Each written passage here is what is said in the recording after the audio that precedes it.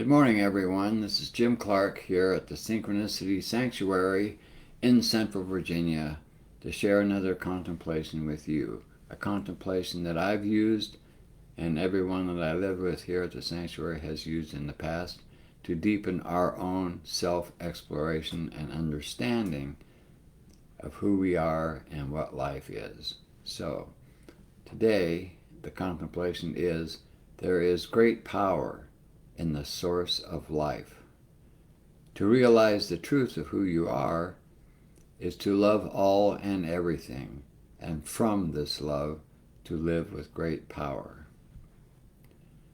So we've all heard the expression, love conquers all, and there's a lot of truth to that statement, but it's oftentimes misquoted in terms of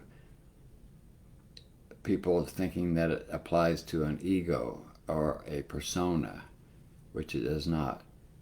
The ego cannot love. It was never created to love. It can experience a limited kind of a love, but it cannot accept all and everything that happens in life. It cannot flow with life. It's constantly challenged with life because it only listens to the thinking mind, which is a echoing mirror of limitation.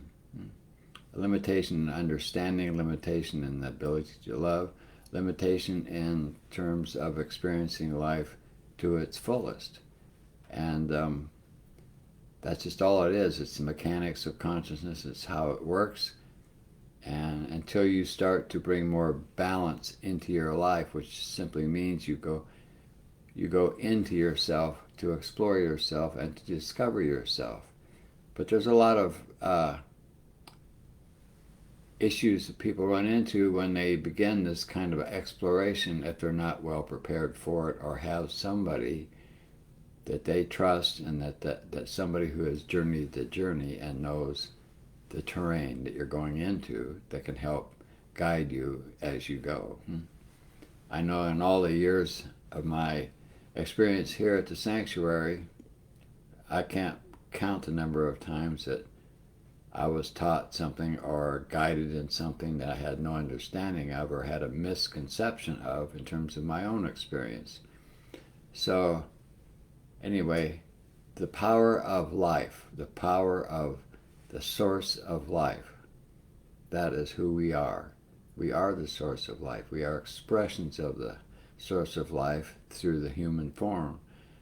And as such, the human form is a part of our journey. It's simply just not understood for what it is, and we are not understanding ourselves for who we are. So we live in this kind of a play of being a human being on the one hand and trying to deal with life day to day, moment to moment, and make it as best we can. And this is what everybody's doing. They're trying to create a life that has some satisfaction, some fulfillment in it for them.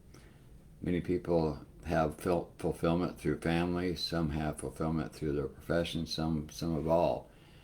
But in the long and short of it all, the life that is lived with questions, with self-exploration, is the life that can lead you to the ultimate fulfillment, which is simply to realize who you have always been in any life you've ever had. And that is basically what all the people I know of here at the Sanctuary have endeavored to do. And it's not a one-time journey. It's not something that you're going to resolve immediately. It's a process that takes many lives, and where time really isn't relevant. It's just a process of the consciousness that we are, of pretending to be other than it is. And we're pretending to be a human being, and we're pretending to be limited. We're pretending to be mortal, which is all true of the ego. All that stuff is true of the ego and the human form. But the life that we are, the life that is animating this form, speaking to you right now, does not die. It just moves on to the next stage of its own journey. And that's what we do. And love is really a lot more about acceptance and surrender to the truth of who you are than it is about creating some bond, because we are all bonded together already. You don't have to create love. It exists everywhere. It's the essence of everything. And yet the ego thinks it has to create it because it does not realize that its love is present, because it doesn't have that experience. And it cannot have that experience because it does not receive information through the heart. It receives its information through the thinking mind, which is in a limited perspective of what life is anyway, because it's supposed to. It thinks about this, it thinks about that. It's always about something. And it's always creating something out of nothing. Just random, whatever. It creates stuff that has no validity, but it is taken as valid. But the heart is very different. The heart is more of a unified, non-polarized access to information through the consciousness that we are.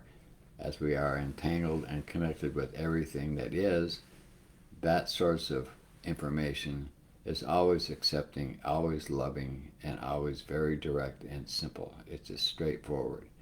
It's like when you sense, when you're with somebody that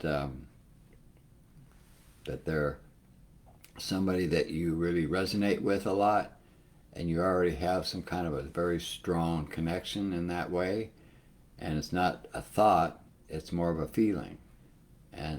But it's something that when you experience it, you're very sure of it, because you're being sure of yourself at a level that's much deeper than the mind could go. So living with love has great power because it is very clear and very truthful and straight on every time. Whether or not we can perceive this information as such depends upon how much balance we have developed in our own life, how much we are in touch after being identified with our egos and the limitations therein. The journey is to uncover the truth and to unlearn what we were taking for granted. But whatever our enculturation process happened to be, the information that we gathered when we were very young that went unconscious after about the age of 7, but still runs programs that condition us to react in certain ways to certain things, certain events, certain people. In other words, there's an unconscious aspect to life for most people that's huge in terms of its power, simply because it hasn't been made conscious.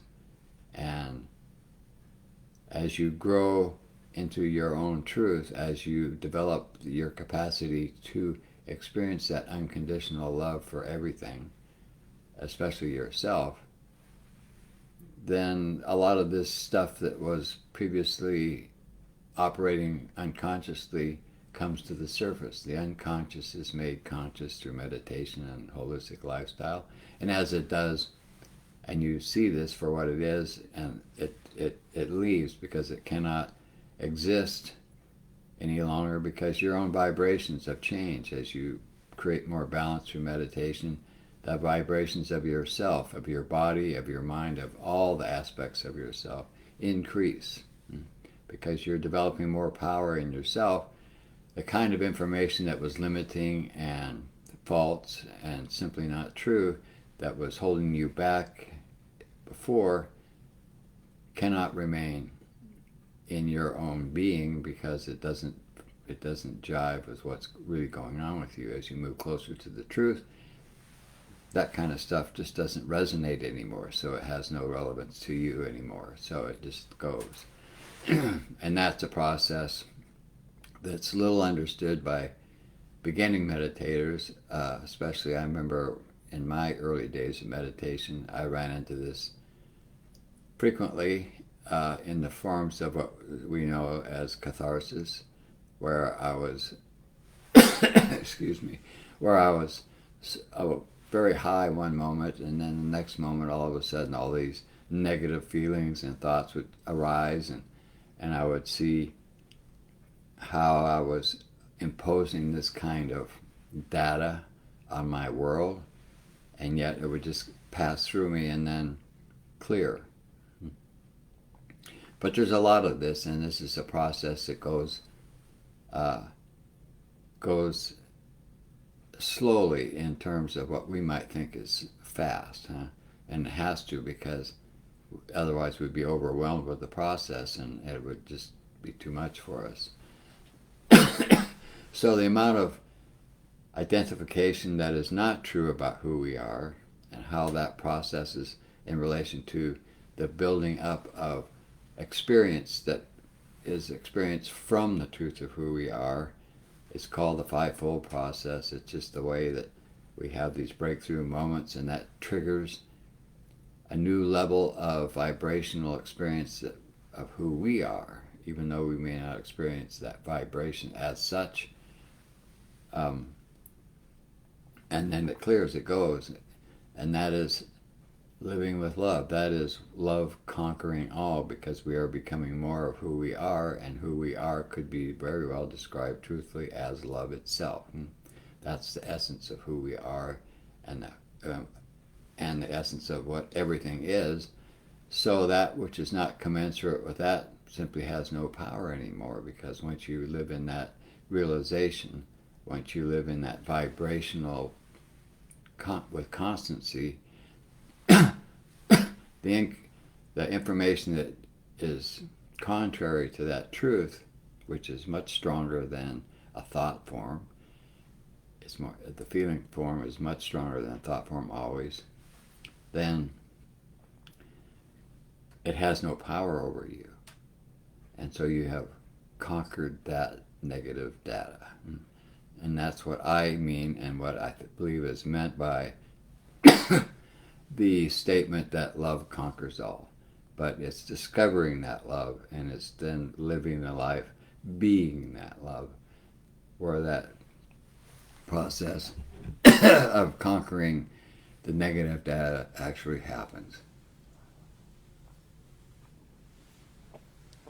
And so, since my throat decided to be dry this morning and making it difficult to talk, I guess I'll wrap it up with the love that I can feel for myself in this moment, and the love that I feel for anyone who may be watching, and for life itself, is something that grows in me every day and is more and more noticeable in my experience of life, and how I interact with people, and how I regard people, irregardless of who they are, irregardless of anything about them, irregardless of whether they agree or disagree. It's just the way life is. You accept it for what it is. You accept people for where they are, because you know they're doing the best they can with where their feet are in this journey. So that's pretty much it for today, and just think about or contemplate this when you meditate. That love is the basis and the essence of life itself, and that includes you. So live love, be love, and meditate contemplating love. And see what happens in you. See what happens with your vibrations, and see and watch the data that's contrary to that arise and clear itself, which is a great sign. It means that whatever you're doing it right. It means that you're growing yourself into the real power of who you are, and that power conquers all. So with that, I bid you adieu, and I will see you again next Monday morning here at the Synchronicity Sanctuary with this live broadcast with another contemplation. Thank you.